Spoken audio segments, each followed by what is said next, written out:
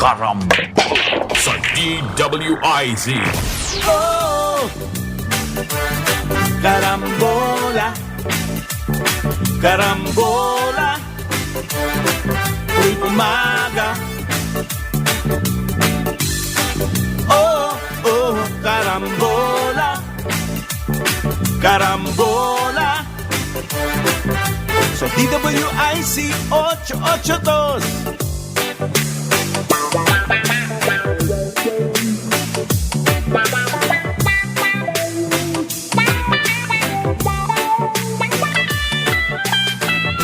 Kaya tumutok na at huwag bibitaw.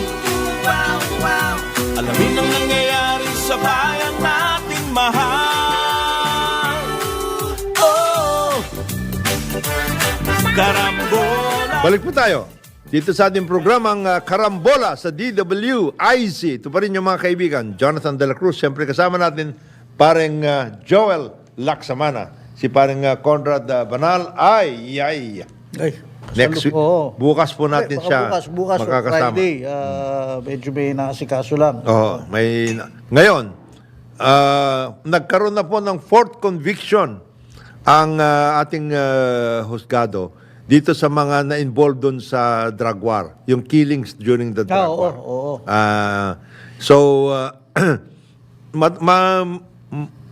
Matagal man ho ang pagpapataw ng hustisya. Ang paggalaw ng gulong, Yes. hustisya ay gumagalaw naman. Doon sa ating mga nasaktan, yung mga pamilyang naiwanan dahil dito sa drug war na ito. Yung mga napaslang nung panahon ng drug war ni Pangulong Duterte, ay ito po, nagpapakita na aabutan din maski papano ng hustisya. Ngayon, Sino ba itong mga nakulbit? ang mga pulis dyan sa Caloocan. Okay. Yung mga napatay na father and son na sinasabi nga nila. Pero mga lang to Master Sergeant, Corporal. Well, medyo yun lang siguro yun yung siguro- ng mga taong bayan na sana medyo yung mataas-taas din na hindi, yun yung mga yan yung mga talagang nag-trigger. Ibig sabihin yan yung mga napag-utusan na kunan talaga ng witnesses na sila talaga ang pumatay. So we are talking about the killing itself. Okay. Siyempre, yung mga boss nila, halimbawa, mga kapitan, mga major, mga colonel, general, etc. Hindi naman yun ang mismong papatay eh. Ang inuutusan nila itong mga ito. ito yung Ito yung mga trigger, man. nangyari sa Caloocan si Luis Bonifacio. Yes. At saka yung anak niya. At ang kanyang anak, 45 years old si Luis, yung anak niya si Gabriel, 19 years old, sa loob mismo ng kanilang bahay. Pinasukan. Pinasok, parang pelikula ni Eric Mati to. At doon sila, napaghinalaan na sila ay mga addict pusher. In other words, magkasama na yun. Nag-a-addict na rin sila at nagpupus na rin sila dala ng kanilang pagiging addict. At sila yung nasintensya ng minimum 6 years to 10 years with the possibility of parole. So, alam mo yung drug war na yan, parang kakabit na yan sa ating istorya bilang isang bayan. Talagang yung 6 years na yan na uplantukhang noong panahon ni Pangulong Duterte, ang daming nangyari na masasabi nating nagpabago ng pag-iisip ng ating bayan, saka nagpabago rin ng sitwasyon ng ating pamayanan. Kagaya niyan, yung sinasabi nila, siyempre si Pangulong Duterte ngayon, under fire. At saka yung kanyang mga tauhan, kasama na dyan si Senator Bato, who was the National Police Chief at the time Chief PNP. of the Operation Tukang. Siyempre, sila ay kinasuhan. At ngayon ay hinahabol sila ng ICC, International Criminal Court, UN agency, no? So, because of this drug war. At marami na rin. Marami nga sinasabi, ikaw na mismo nagsasabi sa akin, marami ng libro na nagawa as a result of this drug war.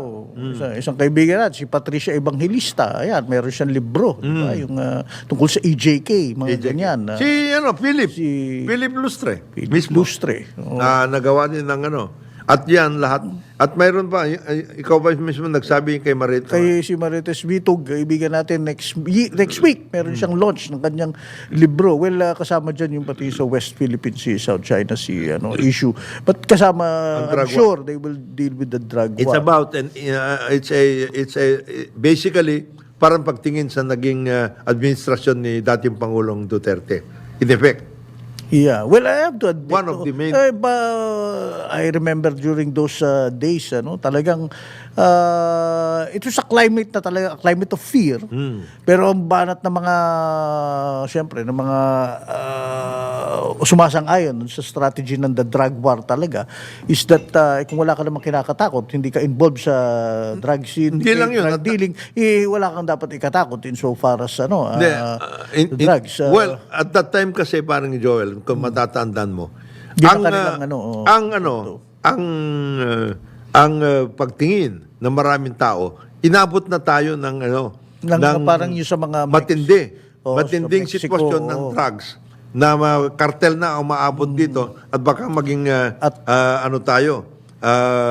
drug state. At involved na yung pati matataas na opisyales, mga ganyan. etc. Oo. Ngayon, ang sinasabi nila ngayon, siyempre yung mga kalaban, yung mga nagsasabi, nasaan ngayon sinasabi ninyo na mga matataas na opisyales, matataas na negosyante, whatever it is, na talagang nadala at ngayon ay nasa bilangguan. Kasi doon sa ibang bayan, halimbawa sa Colombia, si Pablo Escobar. ano yun? Nakulong yun. Ano siya? Hindi. Nung nakulong siya, ano siya? Pero nakulong siya, ginawa niyang kingdom yung Hindi, ito nga kulungan, di ba? Ito nga sitwasyon doon eh. Nakulong siya bilang, at that time, he was already a member of parliament. Siya, naging well, hindi congressman. Member of parliament siya sa Colombia. Ganon din yung sa Mexico, marami. Hawak na nga nila yung mga ilang mga probinsya sa Mexico at lahat. Pero yung mga nakuha, in other words, nakulong. Yung mga sinasabi nila na drug kings, kinulong nila yon. Dito naman may mga namatay. Kagaya ng mga Paruhinog group. Oo, diba? Remember, nilusob yung kanilang bahay. Yung bayan mismo. Bayan nila. Yung si Odicta, doon sa pinaghinalaan na siya naman ang may hawak doon sa buong Western Visayas. Pati may mga pulis din, hinabol din nung panahon na yun. So, ganyan nangyari dito sa ating bayan at this point in time. Ngayon, ang sinasabi nga natin, siyempre, doon sa pag sinabi natin drug war, or war, whether it is against gambling, against etc., may mga nasasaktan. At may mga namamatay nga, gaya ng nangyari dito sa mag-ama na pinaslang ng mga pulis Caloocan. So, yan ang ating... Hindi, pero again... ngayon, ano ba ang sitwasyon natin? Hindi lang maiwasan kung John at gaya yung sinabi mo. These are, yun ang sasabihin ng mga taga-subaybay. Small fry, Master Sergeant, patrolman, ganun. Siguro, yun na nga, kailangan merong mataas-taas na mahuli na ganyan. But as you're saying, ito yung mga triggerman talaga, on the ground. On the ground. Yung mga iba, mayroong mga may mga active police generals na natanggal sa serbisyo. Ganun ang nangyari dyan. Early retirement yung iba. Mga general din yung mga yun. Na ang sinasabi ng Duterte administration at that time were either chiefs of the syndicates or protectors. Yan ang sinasabi ng administrasyon Duterte at that time. So, yan ang mga nangyari. Ngayon, sinabi ng administrasyong Marcos na mag-iiba na. Mag-iiba na yung effort dito. Nag-iba na. Hindi na yung killing. Kaya nga, bloodless, raid yung nangyari sa Alitagtag. Oo. Yung nakuha nila yung diminishing, catch na nakuha nila. From 2 tons, naging 1.4. 1.4. So, yan ngayon The cost of doing business. The cost of doing business. Oo. Yan ang nangyari sa atin. Pero yun naman, Diyos ko naman, agad-agad nagpuntahan ka agad doon, pati sila Secretary Benhar Abalos, pati si Presidente, ando na. Si Presidente, dapat yung ganun medyo minanage muna ng mabuti. Di ba? Ngayon, iyan ang ating sitwasyon. In the meantime, apart from this headline-grabbing news at lahat, ano ngayon ang nangyayari sa bayan natin? Yun ang gusto malaman na marami natin mga kababayan. Ginhawa ba ang inaabot natin? Maginhawa ba ang ating sitwasyon? May pupuntahan ba tayo? Lalo ngayon na inaasahan natin na malalakas ang pasok ng mga bagyo at lahat dito sa ating bayan. Papasok na. Dineclare na ng Pag-asa na tayo po ay nasa rainy season na. So, ano ang sitwasyon natin ngayon? Yan ang dapat natin matingnan na mabuti. Well, ang mangyayari daw Anong dati ginagawa natin? walang Anong gagawin natin? tubig-tubig. Ngayon masosobrahan naman yung ating mga... Gusto malaman, ano ang preparasyon sa naman malalawigan, natin? Yun ang palagi natin tinatanong. Kasi, yung mga iba, siyempre pag ganyan, yung tubig, baka hindi natin gaanong problema yan. Pero problema natin yan, tataas ang ating pambayad dyan sa mga tubig. Tataas din ang bayad natin dito sa kuryente. Tataas lahat ang mga bilihin. Yun ang Ngayon, itong tungkol dito sa floods at lahat, ano ang ating mga measures para paghandaan itong mga ito? Mabuti naman, last year hindi gaanong, maski na malalakas din ang bagyo, ang ating mga nangyari na mga biktima at lahat konti, hindi naman masyadong, hindi kagaya ng mga dating panahon na napakararaming mga namamatay at lahat. Napaghandaan din naman. Sana itong papasok na tuloy-tuloy naman ang ating paghahanda. Yun ang dapat natin tignan. Tapos, ang iaasahan din ng ating mga kababayan, nag-kick in na kasi yung mga flood control at rock netting measures ng ating mga mababatas. yung disaster risk management mas organisado na. Mas organisado na sa ngayon. So, yun ang ating tignan sa ngayon. Para hindi na naman tayo abutin ng cycle na ito na naman ang lalaki ng mga problema, parang hindi tayo nakakapaghanda o hindi tayo nagko-cope dito sa mga problema na ito. So, yun ang ating tinitingnan sa ngayon. Ano pa ba? Kaya nga siguro, parang Joel, ang mga nagiging headline yung tungkol sa China dahil parang tingin ng mga marami nating nasa mainstream media, wala nang ibang mas malaki pa na mga problema. Marami po tayo mas malalaki pa ang problema. Hindi lang nga sexy. Hindi sexy mga... Ako, for example, advocacy ko yan. Yung environmental sana matutukan na ng ating Secretary of Department of Environment and Natural Resources, si Madam Yulo Loizaga, di ba? Yung bang proteksyon ng ating mga kapaligiran, yung basura, lalo na. Yan. Yan, malaking bagay yan kasi talagang nalulunod tayo sa basura. Itong pagpasok natin ng rainy season, kasunod yan, hindi lamang bagyo, hindi lamang yung mga ulan, hindi lamang hangin, kundi yung lunod tayo. Yung sinasabi mo, malulunod tayo sa basura. Doon lang sa amin sa Paranaque, nadaanan ko na naman yung malalaking lalagyan ng bakal na doon tinatambak ang basura, din kukolektahin nila later. Ganun. Napapansin mo ba? Ewan ko kung dahil nagtatag-ulan na, ang daming langaw sa paligid. Ang dami. Sa Metro Manila. Ang dami. I'm sure, saan nang gagaling yan? Nag-leach na ba sa ilalim yung mga nanggagaling basura yan sa ng mga mismong basurahan at saka yung mga mini basurahan sa mga barangay. Hindi yan ang strategy eh. Hindi. Ang strategy talaga sana doon tayo matulungan ng ating DNR at ng mga LGU. Local government. Ibawasan na natin yung basura natin mula nung sa source pa lang sa kabahayan para kukunti lang ang makuha at meron tayong takdang paglalagyan na maayos na landfill na basura. Yung ngayon nasabi natin... Hindi yun dun sa bukid ni... Rick Pinga. Yung ngayon sinasabi natin ng mga measures Oo. Napapatupad ba natin ito? Habang tayo ay nagbabakbakan sa China Sea. at saka nakikipagbakbakan tungkol sa pogo. Yung pag-aayos ng basura. Yan na lang. Yan, basic mandate Tapos, yan ng government, yung isa, segregation. Pangalawa, materials recovery program. Hindi siya priority sa totoo lang sa mga barangay, sa mga LGU. The other thing, idadagdag ko na lang kasi ito malaking bagay din, yung mga plastics. Ayan. Na siyang nagkakalunuran na rin doon sa mga karagatan natin at sa lugar Yes, sa natin. mga mismo, dyan sa Estester. Right. Apparently, hindi rin priority ng DNR kasi ang tunay, yan, kung gusto mo talagang isolve yan, sana'y makipaglapitan yung mga gadambuhalang mga multinational at na antitindi ng lobby na ayaw nilang tanggalin yung kanilang packaging na plastics. Yung nga Yung gustong maglagay ng yung dati may dinalakang plastic hindi na na maganda. dito. Wala, talo sila dahil okay pa naman eh.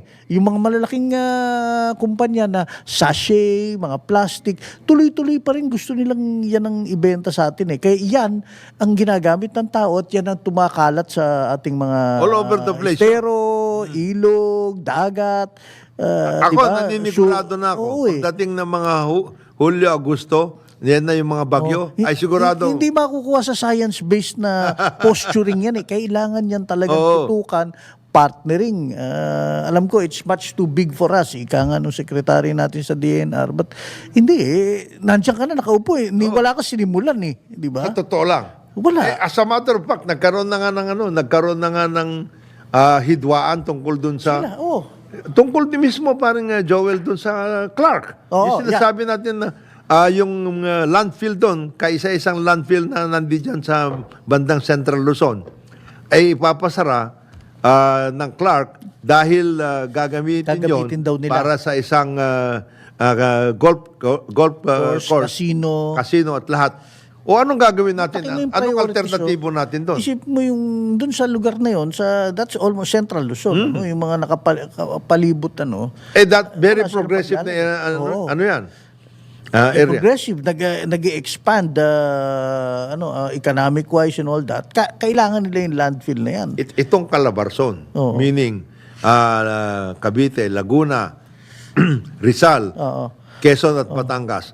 Ilan ang landfill dyan? Wala. Yan ang gusto natin malaman. At saan nagtatapon? Doon. Saan nagtatapon itong mga... Kasi yan ang ating industrial area. Sa Bukirin, sa Santa Cruz, Laguna, ni Rick Pinca, ang nangyayari yan dyan. ang Kaya ating- kawawa naman yung tao, di ba? Yan ang ating industrial area. Oo. Itong Calabarzon at saka Metro Manila and It's of not a course Central priority. Luzon, itong area ito.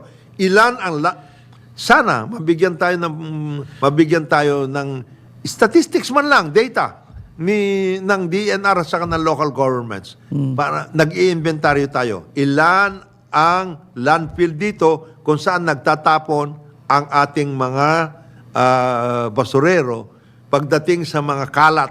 Hindi po hindi po tambakan landfill. Ang landfill po may siyensya yan na kung paano ang paggagawa niyan, pag-manage niyan, kung paano ino-operate.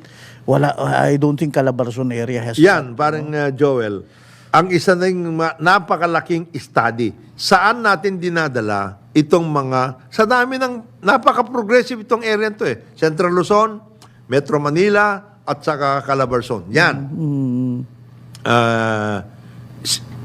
I think about 60% ng ating economic activity nandito sa area na ito. Saan nagtatapon itong mga ito? Yan ang case study na ito. Sana merong ganun update tayo. Ilan ba ang landfill dito sa area na ito? Ilan ba ang STP, sewerage treatment plants dito sa area na ito? Ilan ba ang mga hindi ibibigay sa iyan ni Patrick T ng MWS Regulatory Office. Never. Bibigay niya sa iyan. Magti-TikTok muna siya din ibibigay niya sa iyan. Ngayon, ilan ba ang produksyon halimbawa ng Nestle halimbawa o para yung mga sachet Right. ilang tonelada ng plastic ang nagagamit at tinatapon diyan sa mga sana merong ganyong para mapagtanto ng ating mga kababayan, grabe pala ito.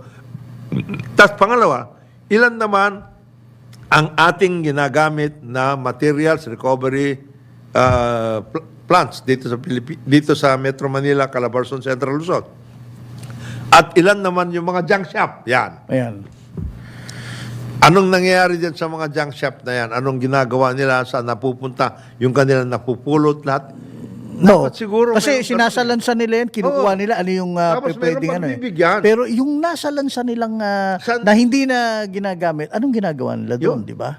Saan nila tinatapon yun? Maya-maya, iniitsan lang nila doon sa may sewerage, hindi ko maintindihan eh. Alam mo, parang Joe, sino... May accreditation ba mga junk shop o basta business permit na lang local government? Ganun ba yun? Ano ang mga Anong patakaran pag ikaw nagtayo ng junk shop? Pero teka muna, may environmental officer bawat LGU. Meron environmental officer bawat LGU. At I do know that they do inspect. Pero hindi ko nga lang alam kung ganong kasugid. Baka parang pag-Korea na pagkatapos magbigay ng permit, pinabayaan na. Oo. Hindi, para rin yan yung Department of Labor. Ngayon, may mga lumalabas. Itong si Erwin Katakutan ba yun? Nagkukunyari, meron siyang grupuhan, pumapasok sa kung saan-saan, mga warehouse, mga factories, at nag-i-inspect kunyari tungkol sa labor and health standard. Talaga? Oo. Nagtuturo Nagtuturo doon. Ay, ipapasara namin kayo. Ganun. Ngayon, tinanong sa kanya, tinanong siya, dyan sa Department of Labor, hindi pala sa Department of Labor itong katakutan na ito. Oo. Ba't hindi natin hulihin itong tao na ito? Workout. Nireklamo na ito. Ano yun, nangungulekta siya. Nangungulekta. At saka tinatakot. Yung mga, mga Kita business. mo, nagkaroon pa ng business opportunity yung mga, mga Scammer kawatan, na ito. mga ganyan, mga, grabe. So yun ang yan ang mga basic nakikita na, kasi papasok po ang rainy season. Kaya natin tatangayin lahat yan. Tapos nagtataka kayo, meron kaming chat group sa Better Living Parañaque Subdivision. Nagtatanong lagi doon, bakit nagbabaha na tayo? Bakit nagbabaha na kada konting ulan lang? Diyos ko, hindi na po kailangan tanungin yan. Tingnan nyo yung paligid, anong ginawa ni Mayor Olivares sa paligid, di ba? Ngayon, nilagyan ng mga malalaking parang container van na bakal na doon kinatambak ang basura, kukolektan once a week. Nahuhulog yun. Nahuhulog yun. Natatangay lahat. Natatangay ng Alam mo ba, di ba, halos bawat hapon ngayon ay nagkakaroon ng biglang flash sa... Ayan, makikita mo, ang daming mga flooded areas, streets, lahat. Pagpasok mo. Yan. Wala pa ito. Wala pang bagyo ito. Mga plus range lang. Monsoon nga lang daw sabi nung sa pahayagan. Kaya flash floods lang itong mga ganito. Anong gagawin natin? At anong ginagawa natin? Yun na lang. I'm sure, parang Joel. Tanungin natin ngayon ang DNR.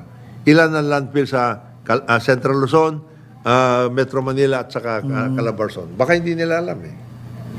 Yun ang problema. I'm sure may total plan sila. May telemetry system yan na ito. Dapat meron. Tsaka ang ganda nung sinabi mo ito yung mga pabrika, ito yung mga kabahayan. May tansya ka na, may data ka na, ilan ang tons at para alam mo kung yung processing, kung ilan ang tatanggap. By the way, buti na banggit mo yun. I remember, a couple of years back na bumisita akong sa Australia, yung sa Brisbane, Gold Coast, na kami, may maraming Pilipino ron. Yung isang Pilipino, nagtatrabaho siya dun sa landfill, yung ganyan. Dati, City Hall din siya, LGU. But gano'n na pala, dinivolve na, sa kanila ang privatization, in-outsource nila. Pero talagang strictong outsourcing. Gaya siya, kabisado niya yung data at enforcement. Tapos ito, meron sa work from home siya, pero namomonitor nila ilan yung napupunta dun sa landfill, dun sa labas ng Brisbane. Kaya maayos ang basura nila. Siyempre, ako nagtanong ako, media pa. Paano kung may lumapit sa'yo na, hi mate, look the other way. I will, this is for you. Ganyan. Ay naku sir, hindi po pwede yan. Pag ako nahuling ganyan, yari. Pangalawa, kinikilabutan ako, isipin man lang nakatatanggap ako ng suhol kung kahit sino man yan. Kasi pag yan, pumalpak yung hayop na yan, yung kanyang, for example, kumatas yung kanyang basura at matitrace yan sa akin, ako'y kulong ako niyan. Ganyan. So, there you go. Yung may takot yung public servant, may disiplina. So, kung ano yung ginawa nilang plano, nasusunod. At na may measure, may data. Yung sinabi alam mo, parang Joel, Sila yung nagmamanage ng landfill, privatized na, tapos pero ang mga nagpapalakad, gaya niya, Pilipino to bro, na ano, well, doon na siya, tagal na niya kasi doon. Siguro yung mindset, gano'n na yung Alam mo, hindi, kaya naman Nakabantay natin, sila. Kaya naman natin gawin yun eh. At unang-una may technology na ngayon na mas maayos. Yung Pangalawa, technology, marami tayong mga kababayan na nais ayusin ang ating kapaligiran. Lahat. True. Lahat. Ngayon, Sila paano dumalyang lang sa masungi, gustong ayusin. Kinakalaban naman ng Paano DNR. natin gagawin yun? Ano ba yan? Dapat bigyan tayo ng giya Oo. ng ating pamahalaan. At saka, sabihan yung mga talagang malalakas magtapon ng basura na ayusin nila yung kanilang sitwasyon. Lalo na yung mga pabrika. Ang oras po natin, alas 9:32 na umaga, dito sa ating programang Karambola sa DWIC. Karambola sa DWIZ. Karambola, karambola, tuwing umaga. Balik po tayo. Dito sa ating programang Karambola sa DWIC. Ito po rin yung mga kaibigan. Jonathan De La Cruz, siyempre kasama natin paring Joel Laksamana. Good morning. Good morning. Paring Sir, Oh. gusto ko lang pag-usapan anyway itong last portion ng ating programa. Nagsimula tayo kanina dahil ngayon kay Jose Rizal, ano nga ba 163rd birthday niya. Birthday. No, ako lagi ko naisip yun bakit nung panahon nun although of course maraming Pilipinong ganito, si Rizal talagang he was ano sasabihin ko, matalino o smart actually, matalino dahil isipin mo yung nabasa ko, di ba, ang dami niyang ano ba siya yung mga Iba-ibang technologies, writer ng nobela, sculptor, Environmentalist Scientist, pa yan. Scientist. Nung pumunta ang dami niyang kayang gawin nung araw. Napunta ka na ba sa Dapitan? Yeah, I think I have. Meron sa doon, may kasi doon Zamboanga. Zamboanga del Norte, doon in-exile yung Dapitan. Doon in-exile po si Dr. Jose Rizal nung inano siya ng mga Espanyol.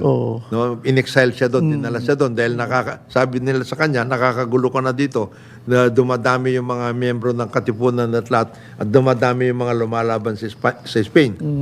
Dinala siya sa Dapitan. Ginawa niya model community. Precisely, ang dami niyang nagawa ron. Water system, lighting, etc. May gardening siya doon, lahat. Kompleto So, siya. ibig sabihin, parang hindi siya laging nanonood lang ng Netflix or anything. Talagang this guy, malikot trabaho. Marami siyang kahilig-hilig. Kasi naisip ko, yung pamilya na, meron sila nakakaigi naman sila sa buhay. Meron silang lupa. Landowner sila. Pero hindi naman sila ganun kayaman. Pero si Pasiano, matalino din daw magaling din.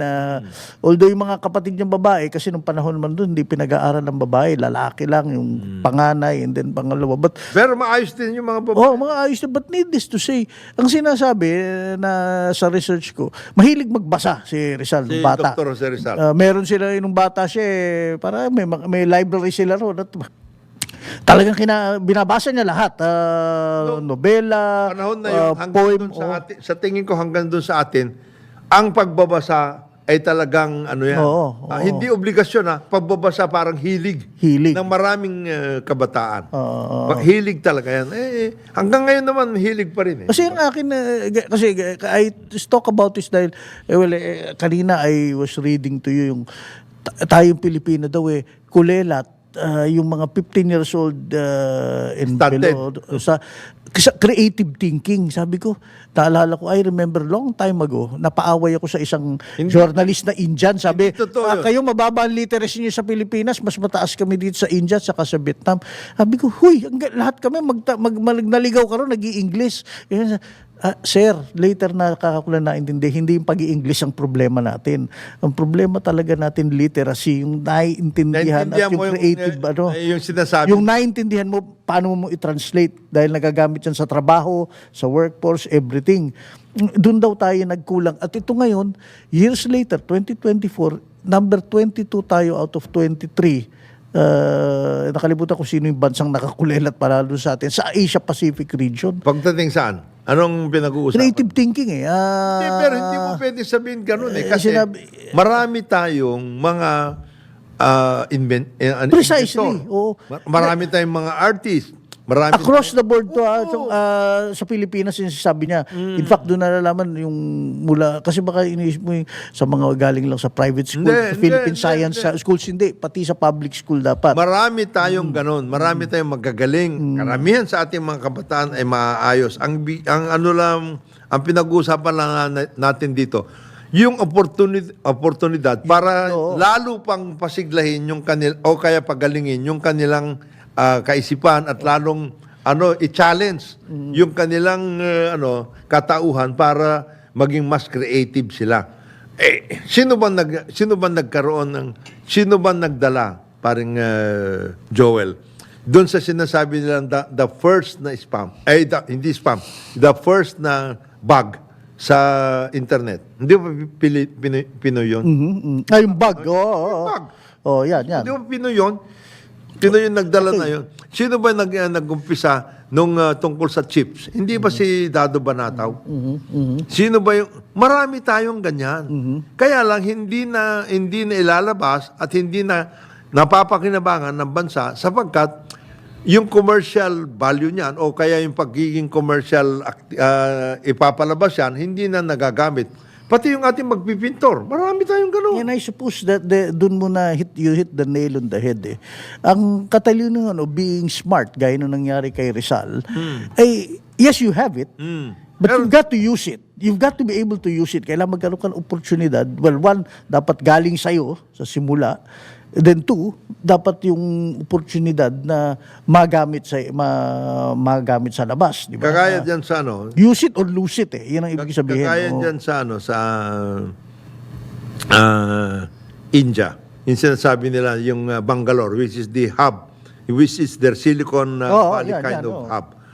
Yan, na-organize sila. Na-workout sila. Precisely. Tapos nagkaroon talaga ng intensive na common activity at lahat. So, naayos nila yung kanilang sistema para sa... So, paano na ginawa yun? Ba't hindi natin magawa, ma-replicate dito? Di ba gumawa tayo ng dyan sa may Katipunan, yung lab, meron tayo doon, ganun. Yung nga lang nangyari, naging real estate meron venture. Technohub. Technohub, yan. Meron. Pero, yan ang sinasabi natin. Nabanggit din natin kanina tungkol naman kay Dr. Jose Rizal. Ang sinasabi natin, even before Dr. Jose Rizal, was leading the propaganda movement, and there was a kind of rebellion against the Spanish, and then there was a search for nationhood. Marami ng ganon, localized. Ganon din tayo, marami tayo dito localized. Hindi natin nabubuo as a totality. Yun ang nagiging problema natin. Halimbawa, yung ating mga indigenous culture, yung ating indigenous arts, crafts at lahat, meron tayong ganun. Pati din yun na lang pagbubuo ng mga, halimbawa, cacao into chocolate into... Pag-process nito, to make it an export product. Alam natin yun. Tayo nagdadala na yun. Yun na lang ginawa na aquaculture program ng mga Pero ito yung Alcantara at saka dyan sa Sarangani. Hindi ba nila nagawa yun? Pero ito yung sinasabi mo nga nung isang araw. Localized. Pag nilapitan naman tayo ng buyer somewhere there in the Europe or US, kailangan ko ng 1 million, 2 million per hindi natin ma-deliver. Precisely. Saan tayo yan na naman tayo. Saan tayo nagkukulang? Yun na naman ang issue eh. Saan tayo nagkukulang? Marami naman tayong ganito. Alam naman natin ang dapat natin gawin. Ay, yung tungkol lang sa rice technology, di ba tayo yun? Sa atin nanggaling ngayon yung sa IRI at lahat. Marami tayong scientist na nandiyan at gumawa talaga ng kaparaanan para maging masigla yung ating rice farming at lahat. Nasan sila? Hindi lang natin sila na bubuo ng todo para gamitin natin as a totality. Sa coconut na lang O sa coconut industry, dyan ako nalulungkot. Kasi dati tayo na pinakamasigla, tayo na pinakamayabong ang ating industriya sa coconut. Hanggang sa processing, Hanggang sa processing. Ngayon, Okay. pagdating ng 1986, pinagbabanatan ng coconut coconut system natin, pati yung planting nawala na. Di ba? Sinequester yung mga ang daming ginawa na disruptive. Kung masasabi natin disruptive. Marami tayong ganon. We are on the verge of doing these things and then nadi-disrupt for some reason or the other. Yung ating ruling classes, instead of coming around together and working out things, wala rin. Yung nakakabuo yung ating mga masses at lahat. Pero nadi-disrupt, wala rin nag-guide ng totoo para dito tayo patungo, dito natin tatrabahuin. Yung nga sinasabi natin palagi. Rizal didn't seem to have been disruptive or distracted in Dapitan. Ang dami niyang nagawa. I mean, all of them really... para mo tinignan, ano yung problema? Yung parang nag-SWOT analysis siya, tubig, kaya may cholera dito, kaya tapos yung ilaw. Bubuuin na niya. At gagawin niya ito sa buong bayan. Hindi mo pinatay siya. Yung gano'n na nangyari dyan. Gano'n din yung nangyayari sa atin ngayon. Merong mga bumubuo, merong mga nation building efforts at lahat. Pero nadi-disrupt. Kasi ayaw ng ibang mga sektor. At yung mga sektor na yan nangunguna and they can subvert the whole effort. Yan ang nagiging problema. Malaking problema natin yan. Kagaya nito, parang Joel. Ito. Sinasabi ni Secretary Lutilla, Public-Private Alliance to boost LNG. Di ba matagal na natin sinasabi to na bago pa sinabi ng mga funders na ayaw na nilang magbigay ng pondo para sa mga coal-fired or other fossil fuel plants, power plants. Matagal na natin sinasabi na just revert to LNG at lahat. Ngayon, nagkakaroon lang tayo ng push at this point in time kasi mawawalan na tayo ng gas from Malampaya. But that may be too late. Bakit? Hindi natin natrabaho ng mabuti yan during the course of the time na 25 years binigyan natin ng pagkakataon ang Malampaya na siyang magiging source ng ating power, fuel para sa ating power plants. Hindi tayo nagkaroon ng pagkakataon na ayusin naman yung iba pang mga possible sources of power, even for LNG. Ngayon lang natin tayong sinasabi to.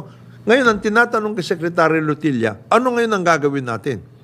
Paano tayo tatrabaho para magkaroon tayo ng sufficient supply ng LNG at yung mga possible LNG sources natin within the Philippines can be tapped?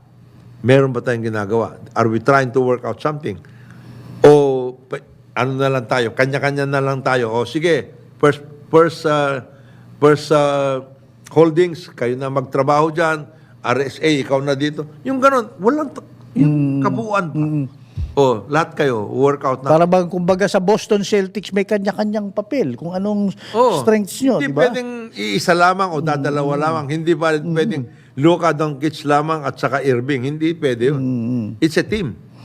Kaya nga Team Philippines sa sinasabi natin Hindi, ang nangyayari kasi sa atin, medyo may ilang sektor o malalakas na sektor na hindi, kukunin nila yung pinaka-juiciest of all na pinaka-quick return na bahala na kayo dyan, basta ito na kami.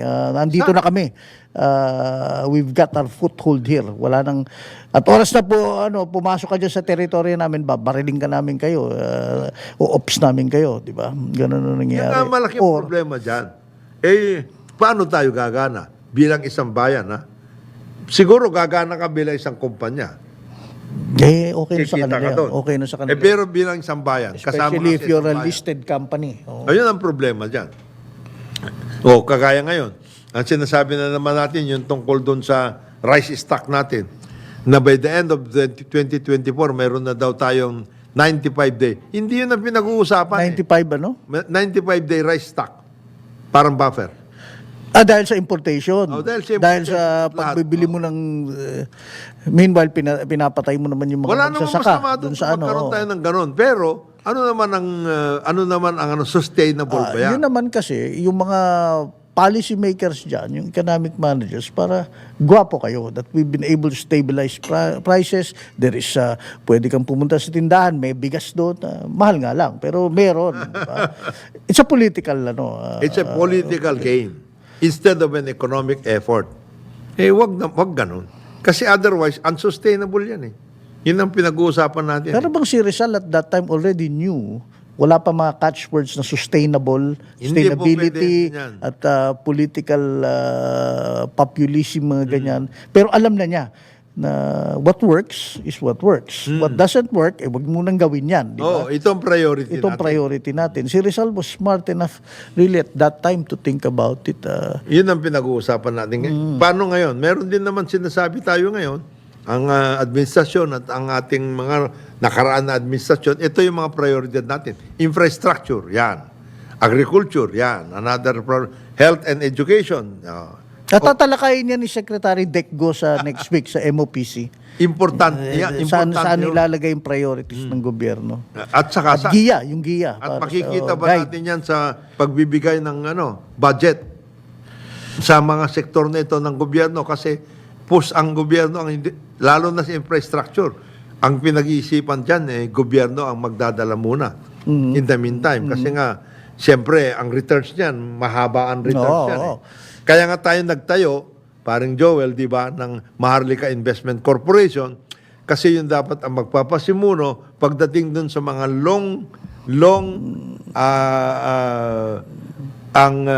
long term ang profit expectations mo dyan. Di ba? Yun Kaya ang private sector ayaw ng gano'n Ang turnover yearly. gusto yan, nila mabilis. Oo. Fiscal year. Ayan. Kaya nga meron tayong Maharlika Nasisiba ka mga CFO pag hindi nasusunod yun. No? Kaya nga meron tayong Maharlika Investment Corporation. Para yun ang magdadala ng umpisa para doon patungo ang investments naman ng private sector kasi inumpisa na ng gobyerno. At mayroong katuwang na gobyerno. Ang problema lang dito, ang sinasabi ngayon dyan, imbes na yung green infrastructure projects, ang iniisip yung mga existing transportation, kagaya transport, niyan, utility. ang sinasabi ng Maharlika Investment Group Corporation, unahin natin na i-take over yung NGCP.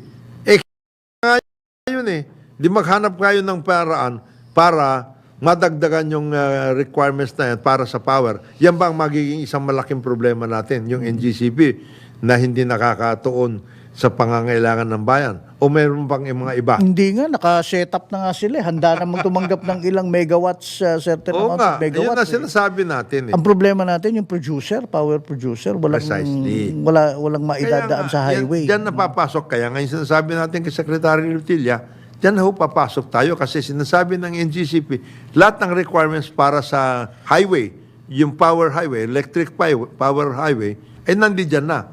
Ilagay ninyo yung mga dadaan sa highway. Yan yung power. Nasaan yun? Yun ang sinasabi ngayon.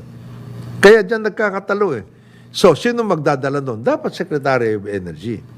Kasi nasabihan na siya. Alam na niya dapat ang kanyang ginagawa. Yan ang mga, ganyan din sinasabi mo tungkol sa environment. Kaya, I was about to say, sa DNR. Sa totoo lang yung sa DNR, tingin ko yung secretary dyan. One, you have to be a manager. Two, you have to be a cheerleader. Talagang yung Cheerleader ka kumukumbinsi ka sa mga lagi sa private sector, sa mga LGU, community, sa LGU. Iyon ang pinakatrabaho mo. Ikot ka lang ikot. Ikot ka lang ikot dyan. Hindi sa ibang Hindi yung mga science o ibang bansa at science-based programs na, di ba, yung nakakaintindi lang, ikaw lang. Yan. So yun ang pinag-uusapan natin dyan, parang Joel. Ganyan din yung ibang mga members ng cabinet. Yung mandate ninyo, ganito. Di ba? Ito dapat ang gagawin natin. Kayo yung magdadala niyan. Kayo ang mangunguna. Huwag nyo... Hindi ba yung nakikipag-meeting sa mga manufacturers at tumitingin sa sa palengke, yung Wag- mga weighing scales, tinitingnan Huwag mo nyo kung tama yun. ipapakabaya kay Presidente. Yung weighing skills, bigay mo na sa director mo yun. Huwag na ikaw. Di ba? Pagtsatsaleks, Oo, huwag na ikaw. Anyway. Bigyan mo sila ng trabaho na mabuti. Which brings us finally again to the smart guy, si Rizal. Birthday niya ngayon, 163. May isang kakanungan dito maganda, ginawa ng isang sikat na kolumnista, si Ambet Ocampo. Kung daw si Rizal nung panahon na may cellphone, hindi siguro siya naging si Rizal. Magiging distracted siya kasi marami siyang, hindi siya, dati basa siya ng basa, sulat na sulat. Marami siyang... Pag may cellphone, Lalo na pag Wala eh. Anong ginagawa niya? Nagti-TikTok, nagpe-Facebook, nag-Instagram, Kung hindi- nanonood ng porn. Walang mangyayari. Hindi lang yun. Kung hindi, distracted siya kasi ang dami mga false, fake, and Madaming fake news. Ayan ang- Pero ito, Yun ang totoong, problema. Ay! ito, totoo. Totoong balita ito mangyayari sa atin ngayon. mangyayari. Kasi dito na, kami po ay magpapaalam na dito sa ating programang Karambola. Ito po inyong kaibigan Jonathan De La Cruz, sa ngalan po ni paring Joel Laksamana at saka ni paring Conrad Panal. Hanggang bukas po, dito tayo ng programang Karambola. Ito na! Totoong news ito, totoong balita ito. Hindi ito fake news. Wala tayong makukuha dito fake news, kundi katotohanan at katotohanan lamang. Ang programang Ronda Pilipinas na ang award-winning magdadala broadcast ay walang iba journalist. kundi ang award-winning journalist at bangus Distributor. Dennis Antenor Jr. Karambola, karambola. Sumainyo ang programang Karambola sa DWIZ. Hanggang sa muli, tayo'y magbabalik upang ihatid ang pagtalakay sa iba't ibang mga issue dito pa rin sa programang Karambola sa DWIZ.